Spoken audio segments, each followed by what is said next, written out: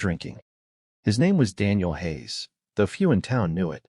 Recently retired after 12 years as a Navy SEAL, he carried himself with a calm that wasn't loud but undeniable. He'd noticed the men earlier, the predatory glances, the coordinated movements toward the hallway. He didn't act immediately, not because he didn't care, but because experience had taught him to confirm before intervening. False alarms ruin lives. But when he saw the third man slip down the hallway and not return, something in his instincts locked into place. He moved without drama, setting his glass down gently, walking with purpose. As he reached the corridor, he heard it, a muffled scream, cut short. That was minute 7. Daniel didn't hesitate. He didn't shout warnings. He accelerated. The hallway narrowed his shoulders, but he moved like a storm contained in human form. The first thing he saw was Emily struggling against 2 men, one gripping her wrist, another trying to pin her against the wall. The third turned at the sound of approaching footsteps. "Hey man, not your business," he began. Daniel didn't respond. His first strike was precise, a palm heel to the nose of the man holding her wrist. Cartilage crunched, blood sprayed. Before the second could react, Daniel pivoted, delivering a low kick to the side of his knee. A sickening pop echoed as the man collapsed screaming. The third lunged wildly, swinging a fist.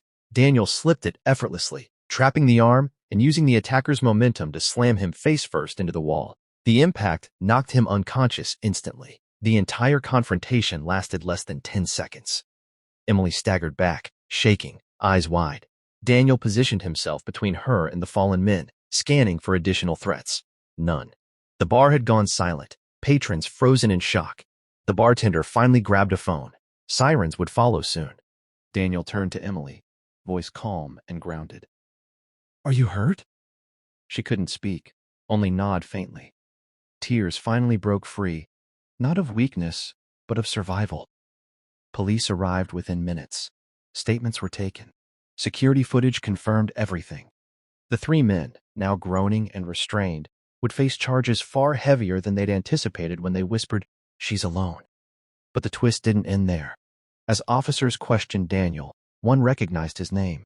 Months earlier, Daniel had been under quiet investigation, not for wrongdoing, but because he'd intervened in another assault case across town with similar precision.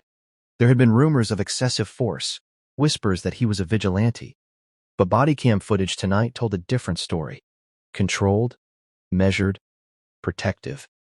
Emily insisted on giving a full account, her voice growing stronger with each word. "If he hadn't come when he did," she trailed off, but the implication hung heavy. News of the incident spread quickly. By morning, local headlines praised an unnamed veteran for heroic action. Yet Daniel declined interviews. He didn't want attention. He wanted accountability. In a quiet moment outside the station, Emily approached him. "Why did you help me?" she asked softly. Daniel looked at the rising sun over the parking lot. "Because someone should have," he replied. But there was more he didn't say. Years ago, overseas, he'd arrived 7 minutes too late to save a fellow soldier ambushed in a narrow alley. That number had haunted him ever since. 7 minutes. This time, he had arrived in time. And that changed something inside him. Weeks later, during the trial, further twists emerged. The 3 men weren't strangers to harassment accusations. 2 prior complaints had been dismissed for lack of evidence. Their confidence that night hadn't been random. It had been practiced. But this time, there was footage, witnesses, injuries, consequences. Emily chose not to fade back into anonymity. She spoke publicly about situational awareness, about trusting instincts, about refusing to carry shame that wasn't hers. Daniel attended the hearing quietly in the back row, leaving before reporters could swarm him. In the months that followed, the bar installed brighter lighting, additional cameras, and hallway monitors. The owner admitted he'd ignored minor complaints before. No more. And Daniel? He started volunteering at a local self-defense studio, teaching free classes every Saturday. Not flashy combat moves, just awareness, escape techniques, confidence. Emily attended the first session. When their eyes met across the mat, there was mutual understanding. Not of victim and rescuer, but of 2 people who refused to let 7 minutes define them by fear. Instead, those 7 minutes became a testament. Evil thrives in assumed isolation, but courage moves faster than cruelty when someone chooses to stand. So remember this story the next time you see someone sitting alone. Alone does not mean unprotected. Alone does not mean powerless. And somewhere, often closer than you think, there may be someone who has trained their entire life to step into the hallway when others step back. If this story moved you, if it reminded you that vigilance and bravery still exist, then subscribe and stay connected. Because the world needs more stories where strength answers fear, where 7 minutes are enough to rewrite fate, and where the trap becomes the turning point. Stop scrolling right now, because the next 7 minutes of this story will change the way you see courage forever. If you believe in justice, in strength rising from fear, in ordinary moments exploding into extraordinary bravery, then make sure you subscribe and stay with me. Because what happened behind that locked restroom door is something every American needs to hear. They thought she was alone. That was their first mistake. The second was believing no one would come. The third was not knowing who was already on his way.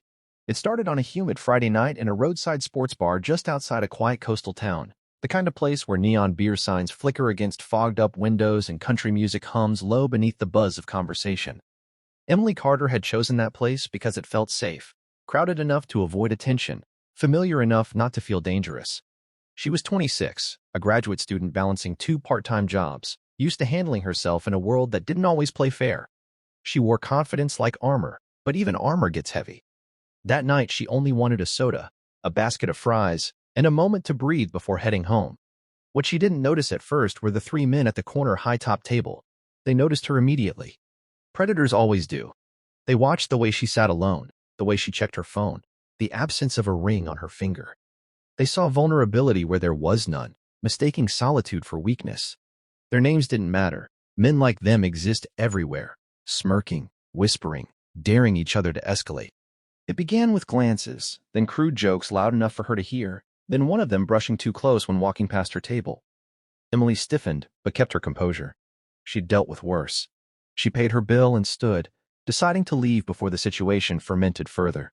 But as she moved toward the exit, nature interrupted. She needed the restroom.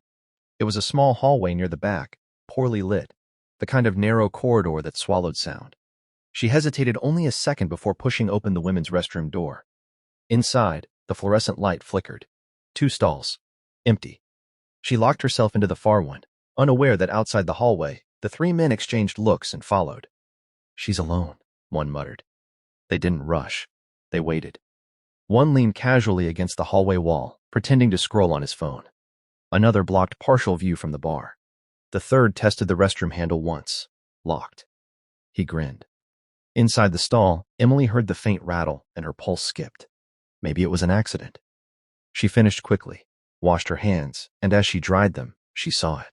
The doorknob slowly turning. Not a polite jiggle, a deliberate twist. Her chest tightened. She stepped back. "Occupied," she called, voice steady but firm. Silence answered her. Then a low chuckle from outside. The lights flickered again, and in that stuttering glow she felt the first real surge of fear. She grabbed her phone from her pocket. No signal. Concrete walls. Of course. The handle shook harder. A bang followed. Knuckles or a shoulder hitting wood. "Come on, sweetheart. We just want to talk." Her mind raced. Scream? Run? The only window was too small, frosted, bolted shut. She moved to brace the door when suddenly the banging stopped. Silence again. The worst kind. She could hear her own breathing, shallow and quick. 1 minute passed, then 2. She counted seconds in her head, grounding herself. At minute 3, the door frame shuddered under a heavy kick. A crack splintered near the lock. She gasped and stepped back. "Help!" she shouted, pounding from inside. The music from the bar muffled everything. They had chosen their moment well. Another kick. The wood began to split. She scanned the room wildly. Metal trash can. Soap dispenser. Nothing substantial. Her phone showed 1 bar flickering. She dialed 911 anyway. It rang once, then dropped. Her throat tightened. At minute 5, the top hinge tore slightly from the frame. She could see a sliver of hallway through the widening crack, and a man's eye peering in. He laughed. Almost there. She felt rage cut through fear. Not here. Not like this. She grabbed the metal trash can and positioned herself to swing.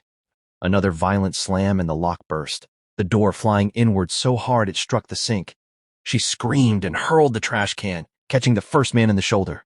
He cursed but lunged forward. She dodged past him into the hallway, but the second man blocked her path. The third grabbed her wrist from behind, twisting hard enough to make her cry out.